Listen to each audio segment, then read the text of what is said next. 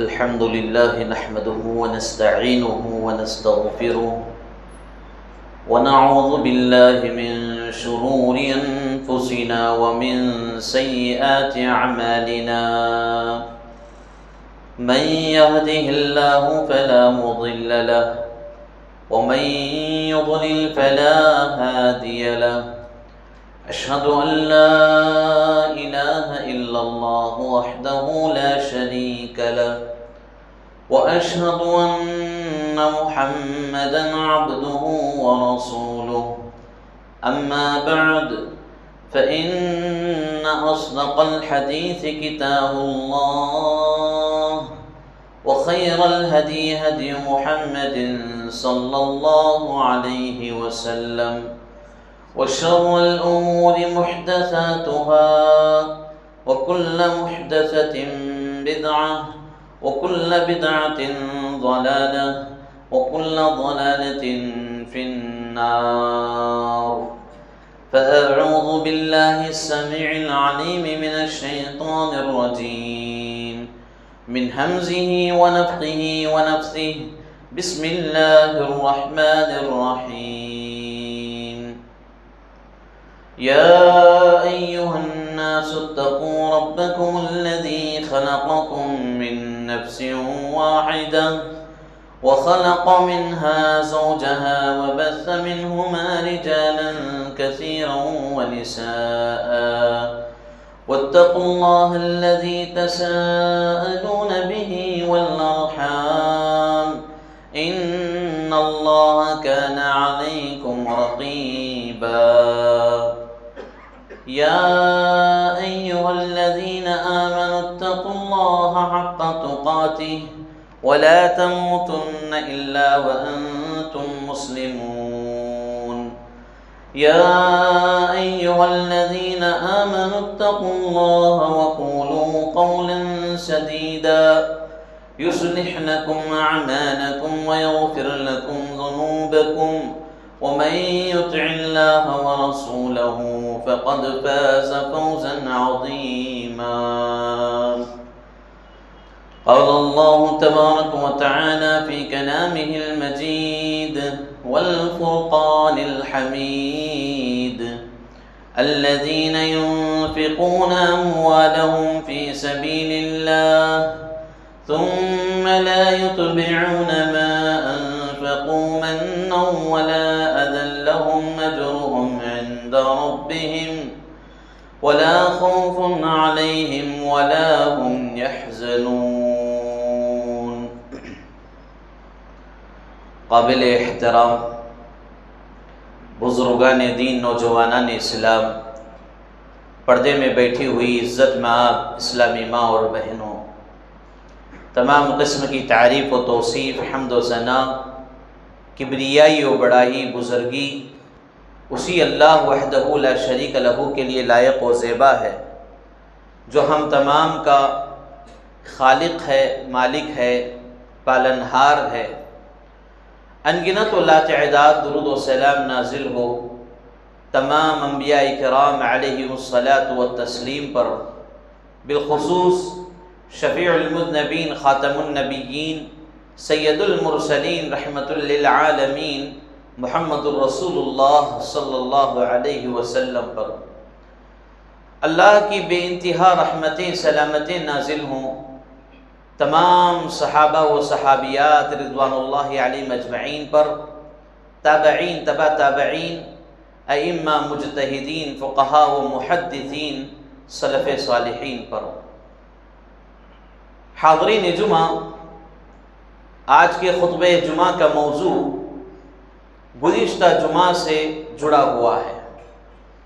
پیوستہ جمعہ آپ کے سامنے ان 5 لوگوں کا تذکرہ کیا گیا جن سے اللہ تبارک و تعالی محبت کرتا ہے، یعنی اللہ تبارک و تعالی کے پسندیدہ بندوں میں سے 5 بندوں کا ذکر آپ کے سامنے کیا گیا تھا، اور اسی کو آگے بڑھاتے ہوئے آج کے خطبہ جمعہ میں بھی کچھ اور ایسے ہی کام آپ کے سامنے رکھنے کا ارادہ کیا گیا جس کے کرنے سے اللہ تبارک و تعالی اپنے پسندیدہ بندوں میں ہمارا شمار فرماتا ہے۔ اللہ تبارک و تعالی سے دعا ہے اللہ ہمیں ان باتوں پر منہج سلف کے مطابق عمل کرنے کی توفیق عطا فرمائے، آمین۔ اسی سلسلے کو آگے بڑھاتے ہوئے اگر ہم دیکھتے ہیں تو ایک چیز ہمیں ملتی ہے توکل، اللہ کی ذات کے ساتھ توکل، اللہ کی ذات پر بھروسہ، یقین۔ جو بندے صحیح معنوں میں اللہ رب العالمین پر یقین رکھتے ہیں ان بندوں سے اللہ تبارک و تعالی بے انتہا محبت کرتا ہے، اور صحیح معنوں میں جو بندے اور بندیاں اللہ کی ذات ہی سے امید لگاتے ہیں، اسی پر توکل رکھتے ہیں، تو اللہ تبارک و تعالی ان بندے اور بندیوں کو اپنے پسندیدہ لوگوں میں شمار فرماتا ہے۔ جیسے سورہ آل عمران کی آیت نمبر 150 پر 9 کے آخری حصے میں اللہ رب العالمین فرما رہا ہے ان اللہ یحب المتوکلین، یقیناً اللہ تبارک و تعالی توکل اختیار کرنے والوں سے محبت کرتا ہے، توکل اختیار کرنے والوں کو پسند فرماتا ہے۔ اس کا مطلب یہ ہوا کہ اللہ کی ذات پر بھروسہ جیسے رکھنا ہے ویسے ہونا چاہیے۔ لیکن اس آیت کریمہ کی روشنی میں اگر ہم غور کریں تو امت مسلمہ کے بالخصوص مسلمانوں کا ایک بڑا طبقہ اللہ رب العالمین پر ویسے توکل نہیں رکھتا جیسے رکھنا چاہیے، اللہ سے ہٹ کر غیر اللہ پر بھروسہ رکھتے ہیں۔ غیر اللہ کا مطلب صرف یہ مورتیاں، یہ گڑیاں جو مندروں میں رکھے ہوئے ہیں وہی نہیں ہے، بلکہ ہر وہ چیز ہے جس کی عبادت کی جائے، چاہے وہ مورتی کی شکل میں ہو یا نہ ہو، کوئی اور چیز کی شکل میں ہو۔ جیسے درخت ہے، درخت کوئی مورتی نہیں ہے، درخت یعنی جھاڑ وہ اپنے آپ میں اللہ کی بنائی ہوئی ایک قدرت کا نشانی ہے، لیکن کوئی درخت کو پوجا کرتا ہے تو یہ بھی غیر اللہ میں شمار کیا جائے گا، طاغوت میں شمار کیا جائے گا۔ اسی طرح پتھر ہے جس کو شکل و صورت دی نہیں گئی ہے، وہ سیدھا سادہ پتھر ہے، لیکن اس کے سامنے اگر سجدہ کیا جا رہا ہے، اس کی پوجا ہو رہی ہے تو وہ بھی غیر اللہ میں شمار کیا جاتا ہے۔ ایسے ہی میرے بھائیوں، اللہ کی ذات پر بھروسہ، اللہ کی ذات پر کامل یقین ہونا چاہیے۔ مسلمانوں میں بالخصوص مسلم خواتین میں آئے دن ایک چیز دیکھنے کو ملتی ہے، طرح طرح کی چیزوں پر بھروسہ، یقین، توکل لگائے ہوئی ہیں۔ کوئی کالے دھاگے پر بھروسہ کرتا ہے، کوئی لال دھاگے پر بھروسہ کر رہا ہے۔ اسی طرح اچھے خاصے نمازی لوگوں کے گھروں میں آج طغرے نظر آتے ہیں، یاسین کی تختیاں، سورۃ الرحمن کی تختیاں اور آیت الکرسی کے طغرے، یہ چیزیں جو لگائی جا رہی ہیں اس پر مسلمانوں کا یقین اور بھروسہ آ گیا ہے۔ یہ چیزیں اگر ہمارے گھر میں رہیں گی تو ہمارے گھروں میں جن و شیاطین داخل نہیں ہوں گے۔ یہ بھروسہ، یہ یقین رکھنا، یہ توکل رکھنا شرک ہے، یہ بات آپ سمجھ لیں اچھی طرح۔ اور بہت سارے لوگ گھروں میں وہ کام کرتے ہیں جو کام غیر مسلموں میں عام ہے، گھروں میں پانی کے گلاس میں نیمبو ڈال کر رکھنا، یا تجوریوں میں نیمبو چھپا کر رکھنا، یا اسی طرح گھر کے عین وسط حصے میں ناریل باندھنا، ہرے کپڑے میں، لال کپڑے میں، یا ہر قسم کے کوئی بھی اس طرح کی چیز جس پر بھروسہ کیا جا رہا ہو، یہ اللہ رب العالمین کی توکل سے ہٹی ہوئی چیز ہے اور یہ شرک ہے۔ ایسے لوگوں سے اللہ تبارک و تعالی محبت نہیں کرتا۔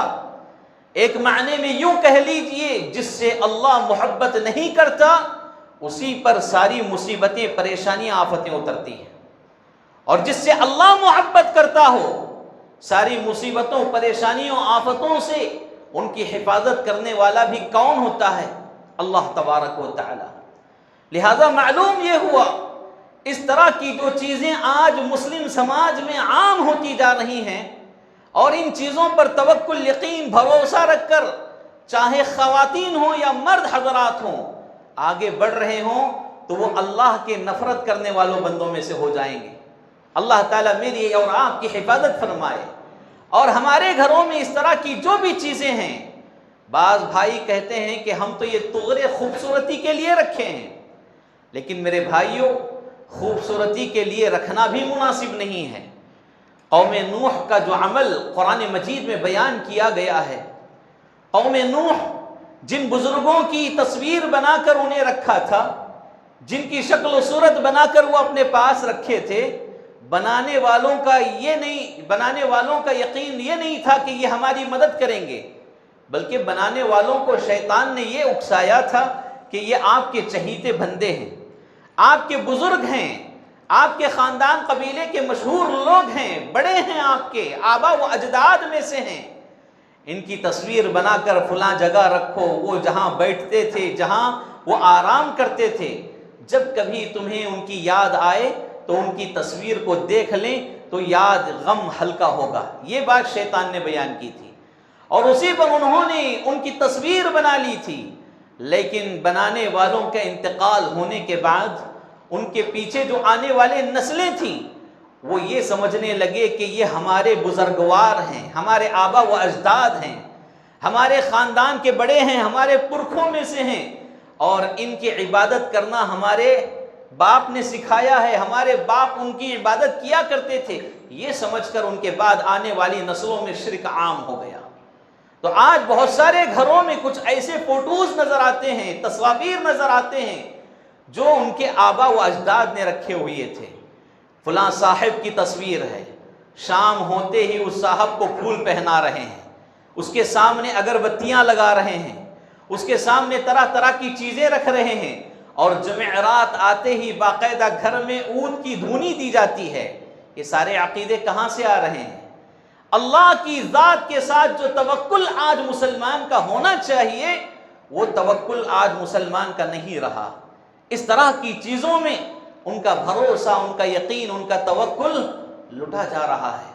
اور یقین مانیے، اگر ایسا کریں گے تو آپ پنج وقتہ نمازی رہ کر بھی اللہ کی نظر میں محبت پانے والوں میں سے نہیں رہیں گے۔ آپ روزہ رکھنے کے باوجود آپ کو وہ اجر و ثواب نہیں ملے گا، صدقہ و خیرات کرنے کے باوجود وہ نیکیاں آپ کی ضائع ہو جائیں گی۔ لہذا سب سے پہلی بنیادی چیز جو عقیدہ صحیحہ ہے، توحید جس کو بیان کیا گیا ہے، اسی کی ایک شاخ ہے توکل، بھروسہ، یقین اللہ کے ساتھ ہی ہونا چاہیے، اور اللہ کے علاوہ کسی اور کے ساتھ نہیں۔ ایک دوسری طرف دیکھا جائے تو بہت سارے مسلمان بھائی اپنا بھروسہ، اپنا یقین درگاہوں، مزاروں میں موجود ولیوں سے جوڑتے ہیں، جو کہ وہاں مدفون ہیں، اور یہ اللہ کے ولی اپنی قبر میں کروٹ بدل نہیں سکتے۔ آپ کی زندگی کیسے بدل سکتے ہیں؟ اور عقیدہ کیا بنتا جا رہا ہے؟ جمعرات آئے یا عرس آئے، سال میں ایک مرتبہ چادر بدل دی جائے۔ جو خرچہ لگا کر چادر بدلتا ہے، اس کی زندگی بھر کی ساری پریشانیاں دور ہو جاتی ہیں، اس کی مصیبتوں میں اللہ اس کی مدد کرتا ہے صرف چادر بدلنے پر۔ اور بعض لوگوں کا عقیدہ یہ ہے، فلاں درگاہ کی کرامت ہے، یہاں جا کر اگر مانگیں گے تو اولاد ہوگی۔ میرے بھائیوں، اولاد کا عقیدہ، اولاد کا بھروسہ کس کے ساتھ ہونا چاہیے؟ اللہ کے ساتھ ہونا چاہیے۔ اور بعض جگہوں کا عقیدہ، فلاں کے پاس جائیں، امام ضامن کا تعویذ پہن لیں، کمائی میں برکت آ جائے گی۔ تو یہ توکل سے ہٹی ہوئی چیزیں ہیں۔ مسلمانوں کو اس پر سنجیدگی کے ساتھ غور و فکر کرنے کی ضرورت ہے، اور اس طرح کی چیزوں میں جو بھی مبتلا ہیں، اللہ کے لیے فوراً توبہ کریں، اور ان چیزوں کو اپنے گھروں سے، اپنے دل و دماغ سے نکال کر پھینک دیں، اور صحیح معنوں میں توحید کی طرف آ جائیں۔ تبھی ہماری نجات ممکن ہے، تبھی اللہ رب العالمین ہمیں اپنے پسندیدہ لوگوں میں شمار فرمائے گا۔ تو اللہ تبارک و تعالیٰ کیا فرما رہا ہے؟ ان اللہ یحب المتوکلین، جو ان سارے گناہوں سے پاک ہے، درگاہوں، مزاروں، آستانوں پر ان کا توکل، یقین نہیں ہے، بلکہ اللہ سے ہی ان کی امیدیں، اللہ سے ہی وہ رجا، اللہ ہی سے توکل رکھتے ہیں، ایسے بندوں سے اللہ تبارک و تعالیٰ بے انتہا محبت کرتا ہے۔ اور ایک جگہ سورۃ الطلاق میں یہ بات بیان کی گئی کہ جو اللہ تبارک و تعالیٰ پر توکل کرتے ہیں، بھروسہ یقین رکھتے ہیں، ان کے لیے اللہ کافی ہو جاتا ہے۔ اللہ کے علاوہ کسی دوسری طاقت کی انہیں ضرورت ہی نہیں رہتی۔ وَمَن يَتَوَكَّلْ عَلَى اللَّهِ فَهُوَ حَسْبُهُ، جس کسی نے یہ کہا کہ میں اللہ پر توکل رکھتا ہوں تو اللہ تعالیٰ اس کے لیے کافی ہو جاتا ہے، اس کے لیے اللہ تبارک و تعالیٰ کافی ہے، دوسری کسی چیز کی، کسی طاقت کی، کسی سہارے کی اسے ضرورت ہے ہی نہیں۔ تو میرے بھائیوں، جو کوئی توکل کے مسئلے میں کمزور بنتے جا رہے ہیں، طرح طرح کی عقیدے اپنے اندر بسائے ہوئے ہیں، اللہ کے لیے توبہ کریں، ان چیزوں کو اپنی زندگی سے نکال دیں۔ توکل جس معنی میں ہمیں اپنانا ہے، اسی معنوں میں اس کے پورے تقاضے پورے کرتے ہوئے اگر توکل اختیار کریں گے، ہم اللہ کے محبوب ترین بندوں میں سے بنیں گے۔ اور اسی طرح ایک اور چیز ہے، توکل کے بعد اتباع رسول صلی اللہ علیہ وسلم، پیارے نبی صلی اللہ علیہ وسلم کی اتباع کرنا ہے۔ رسول صلی اللہ علیہ وسلم کی اتباع کا مطلب کیا ہے؟ اللہ کے رسول صلی اللہ علیہ وسلم پر جو شریعت نازل کی گئی ہے، اس شریعت کو منہ ان عمل کرنا رسول صلی اللہ علیہ وسلم سے حقیقی محبت کا مطلب ہے۔ کیونکہ اب تو ہماری زندگی میں پیارے نبی صلی اللہ علیہ وسلم باحیات نہیں ہیں، تو ان کی تعلیمات پر، ان کے فرامین پر زندگی گزارنا یہ حقیقی محبت ہے۔ رسول صلی اللہ علیہ وسلم کی اتباع، رسول صلی اللہ علیہ وسلم سے حقیقی محبت کا مطلب یہ نہیں کہ ہم نمازیں چھوڑتے جائیں اور کوئی گستاخ ان کی شان میں گستاخی کرے تو اس کے لیے ہم احتجاج پر نکل جائیں، اس کے لیے ریلیاں نکالیں، اس کے لیے طرح طرح کا شور و غل کریں، اس کے لیے ماتم کریں۔ یہ چیزیں جائز نہیں ہیں۔ حقیقی محبت کا مطلب کیا ہے؟ آئیے اللہ تبارک و تعالی سورہ آل عمران کی آیت نمبر 30 پر 1 میں اس بات کو سمجھا رہا ہے، تھوڑا ہم سمجھنے کی کوشش کریں۔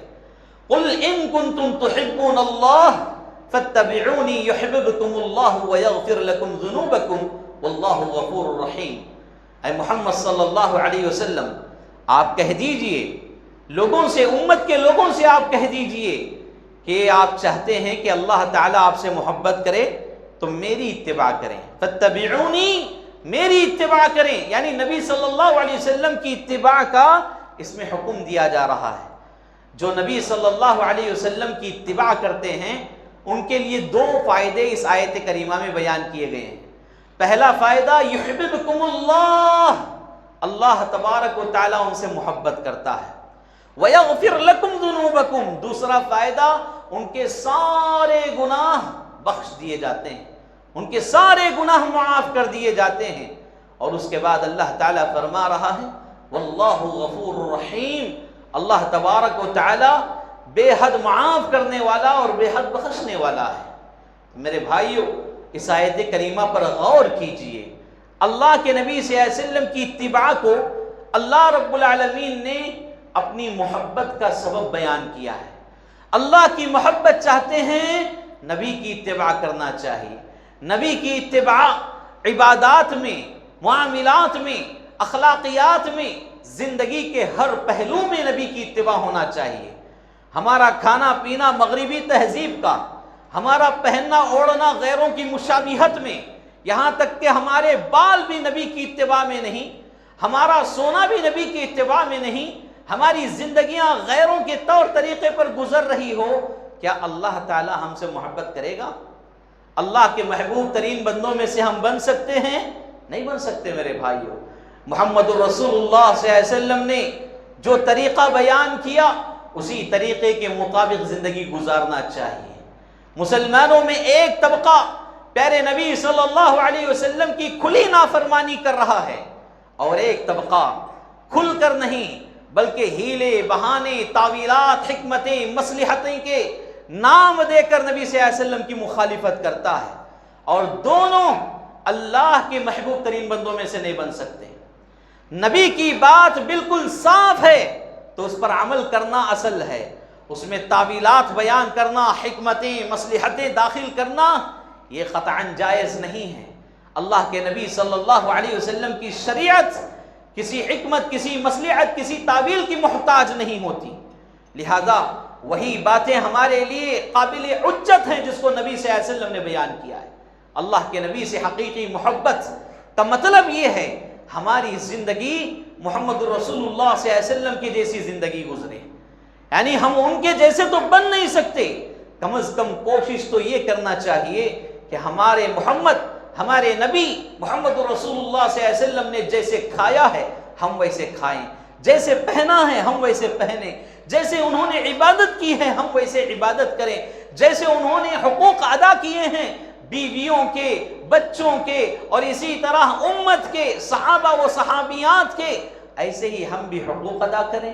اتنی تو کوشش ہم کر سکتے ہیں۔ میرے بھائیوں، جو نبی صلی اللہ علیہ وسلم کی اتباع سے روگردانی کرے، ان کی اطاعت سے روگردانی کرے، ہیلے بہانے تلاش کر کے حکمت و نصیحت کے نام پر نبی کے نام کو بازو رکھ کر اماموں کے نام کو لائے اور ان کی تقلید کرے، ان کی اتباع کرے، یہاں نبی کی اتباع سے روگردانی ہو رہی ہو، اس کی کوئی فکر نہیں، تو ایسے لوگوں کے بارے میں اللہ تعالیٰ کیا کہہ رہا ہے؟ بعد والی آیت میں ہی سورہ آل عمران کی آیت نمبر 2 میں اللہ رب العالمین فرما رہا ہے کہ قل اطیعوا اللہ والرسول فإن تولوا فإن اللہ لا يحب الكافرین۔ اے محمد صلی اللہ علیہ وسلم آپ کہہ دیجئے اللہ اور اس کے رسول کی اطاعت کی جائے، اور جو اس سے روگردانی کرے گا، اس سے جو چہرہ موڑ لے گا، ایسی زندگی نہیں گزارے گا، تو ان سے اعلان کر دیں لا يحب الكافرین، اللہ تبارک و تعالیٰ کافروں سے محبت نہیں کرتا۔ اللہ اکبر! ایسے لوگوں کو اللہ تعالیٰ کافر کہہ رہا ہے جو نبی صلی اللہ علیہ وسلم کی سنتوں کا مذاق اڑاتے ہیں، نبی صلی اللہ علیہ وسلم کی اتباع کے مطابق زندگی نہیں گزارتے۔ تو دیکھیے، اس وعید سے مجھے اور آپ کو بچنا ہے۔ ہمارے چہرے نبی جیسے چہرے ہونے چاہیے۔ نبی جیسا چہرہ ہونے کا مطلب نبی صلی اللہ علیہ وسلم کی سنت ہمارے چہرے پر ہو، ہمارا لباس نبی صلی اللہ علیہ وسلم جیسا اسلامی لباس ہو، ہمارا حلیہ اسلامی حلیہ ہو، ہمارا طور طریقہ اسلامی طور طریقہ ہو۔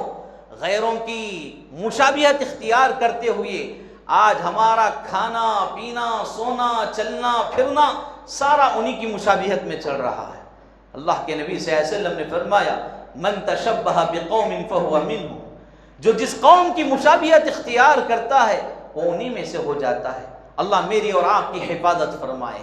تو معلوم یہ ہوا پیارے نبی صلی اللہ علیہ وسلم کی اتباع کرنا مجھے اور آپ کو اللہ کے پسندیدہ بندوں میں شمار کرتا ہے۔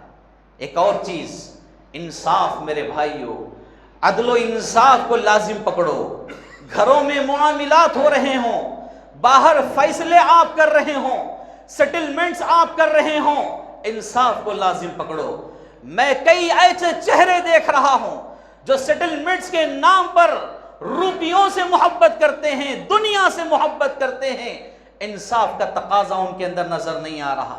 سیٹلمنٹس، فیصلے کرنا، آپس یعنی طرفین میں دو گروہوں میں لڑائی جھگڑا ہو جائے، پراپرٹیز کو لے کر، رشتے کو لے کر، دوسرے معاملات کو لے کر۔ اللہ تمہیں یہ ذمہ داری دیا ہے، لوگوں کے دلوں میں تمہارا یہ مقام بنایا ہے کہ تم ان کے درمیان سیٹلمنٹ کر سکتے ہو، تو تمہاری ذمہ داری کیا ہونی چاہیے؟ انصاف سے کام لیا جائے۔ سامنے والا رشتہ دار ہے، سامنے والا امیر ہے، غریب ہے، یہ چیز نہ دیکھی جائے، بلکہ انصاف کے ساتھ فیصلہ کیا جائے، انصاف کے ساتھ سیٹلمنٹ کیا جائے۔ جو انصاف کو مد نظر رکھ کر سیٹلمنٹس کرتے ہیں وہ اللہ کے محبوب ترین بندوں میں سے بنیں گے۔ اللہ تبارک و تعالی فرما رہا ہے ان اللہ یحب المقسطین، اللہ تبارک و تعالی انصاف کرنے والے، عدل کو اختیار کرنے والوں سے محبت کرتا ہے، مقسطین۔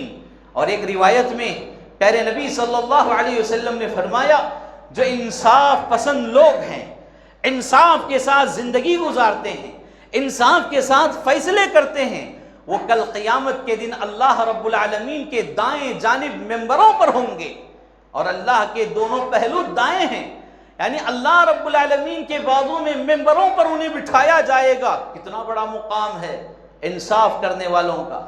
اور انصاف کیا ہے اس کی بھی وضاحت نبی صلی اللہ علیہ وسلم نے بیان کی کہ کوئی شخص اپنے گھر میں وہ ذمہ دار ہے تو گھر والوں کے درمیان انصاف کرے۔ گھر والوں کے درمیان انصاف کا مطلب یہ بیوی ہے، بیوی ایک سے زائد اگر بیویاں ہیں ان کے درمیان انصاف کیا جائے، اولاد ہے تو اولاد کے درمیان انصاف کیا جائے، اولاد میں زیادہ کمانے والے بچے کے ساتھ زیادہ خوش رہنا، کم کمانے والے بچے کے ساتھ نفرت ظاہر کرنا، یہ انصاف نہیں ہے۔ اللہ اس کے مقدر کی روزی اسے دے رہا ہے، اس کے مقدر کی روزی اسے دے رہا ہے، لیکن گھر کے بڑے کی ذمہ داری یہ کہ دونوں تمہارے آنکھوں کا تارا ہیں، دونوں تمہارے آنکھوں کا سرما ہیں، دونوں کو اپنے سر کے آنکھوں کا مقام دیجئے۔ ایک آنکھ کو اگر زیادہ روشنی ہو، دوسرے آنکھ میں کم روشنی ہو، تب بھی آنکھوں کو عیبدار ہی کہا جائے گا۔ لہذا آپ بچوں کے ساتھ صحیح سلوک کریں، اور اسی طرح جو ذمہ دار ہیں گھر کے، انہیں میں یہ پیغام دینا چاہتا ہوں، آپ وصیت نامہ لکھیں اور وصیت میں ابھی یہ بات شامل کر دیں کہ لڑکوں کو یہ وصیت کر جائیں ہمارے بعد مال کا، وراثت کا، پراپرٹی کا جو حصہ ہے بہنوں کو بھی دیں، بہنوں کو دینا چاہیے، یہ انصاف کا تقاضا ہے۔ بہنوں کی بچیوں کی شادی میں کثرت سے جہیز لٹا دیتے ہیں لوگ، لیکن جب پراپرٹی کا مسئلہ آتا ہے اسے 1 روپیہ بھی نہیں دیتے، بچی کو 1 روپیہ بھی نہیں دیتے، کہتے ہیں کہ تمہاری شادی کر دیے، شادی میں 10 لاکھ روپیے 15 لاکھ روپیے ہم نے خرچ کیا ہے، ختم معاملہ۔ جہیز دینے کو کیا اسلام نے تمہیں ابھارا ہے؟ نہیں میرے بھائیوں، پراپرٹی میں بچی کا 1 حصہ ہوتا ہے، بچے کے لیے 2 حصے ہوتے ہیں، لہذا گھر کے آدمی کی ذمہ داری بنتی ہے اولاد کے درمیان انصاف کے ساتھ وصیت کر جائے، تو یہ گھر والوں کے معاملے میں انصاف ہے۔ اللہ کے نبی صلی اللہ علیہ وسلم فرماتے ہیں کسی شخص کو اللہ تعالیٰ جماعت کی ذمہ داری سونپی ہو، قوم و ملت کی ذمہ داری سونپی ہو، تو ایسا شخص ان کے درمیان انصاف کرنا چاہیے۔ یہاں یہی بات آتی ہے، کسی کو فیصلہ کرنے کے لیے بلایا جائے تو وہ رشتہ داری نہ دیکھیں، مالداری نہ دیکھیں، امیری غریبی نہ دیکھیں، بلکہ انصاف کے ساتھ فیصلہ کریں۔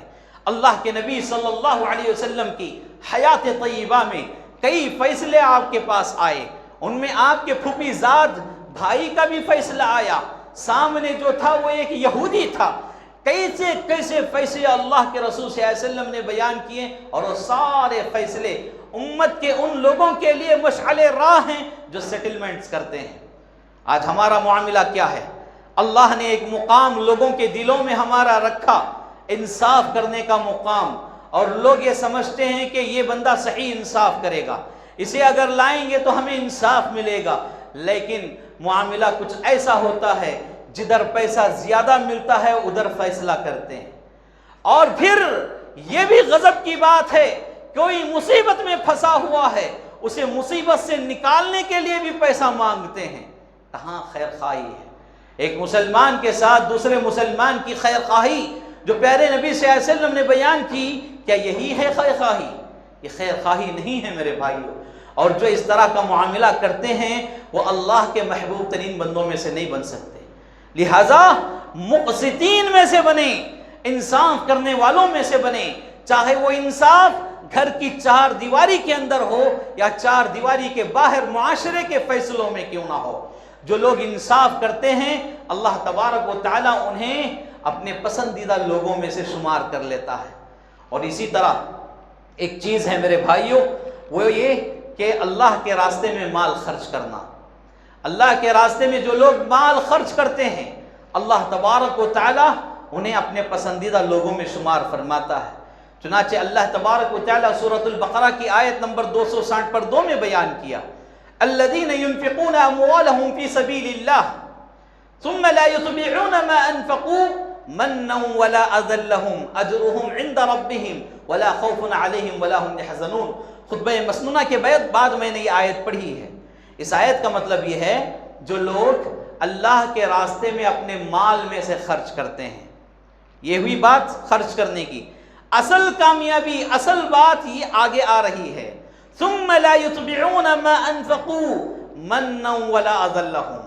یہ اللہ کے راستے میں مال خرچ کرنے کے بعد اس چیز کو لے کر جس پر خرچ کیا گیا ہے نہ اس پر احسان جتلاتے ہیں اور نہ ہی اسے تکلیف پہنچاتے ہیں۔ یہ چیز، یہ خصوصیت ہمارے اندر ہونا چاہیے۔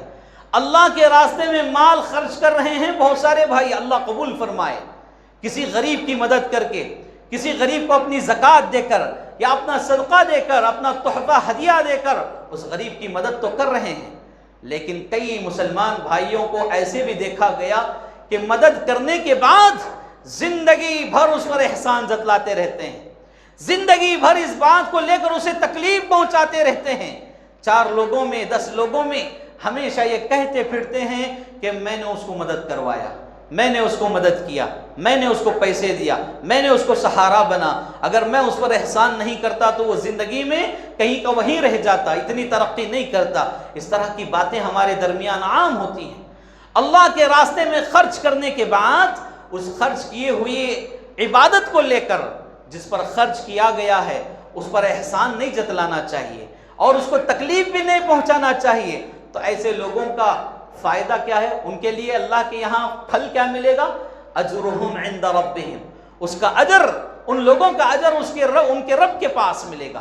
اتنا عظیم اجر ہے، اتنا بڑا ثواب ہے کہ وہ ان کے رب کے پاس ہی ملے گا، اس کو ہم بیان نہیں کر سکتے۔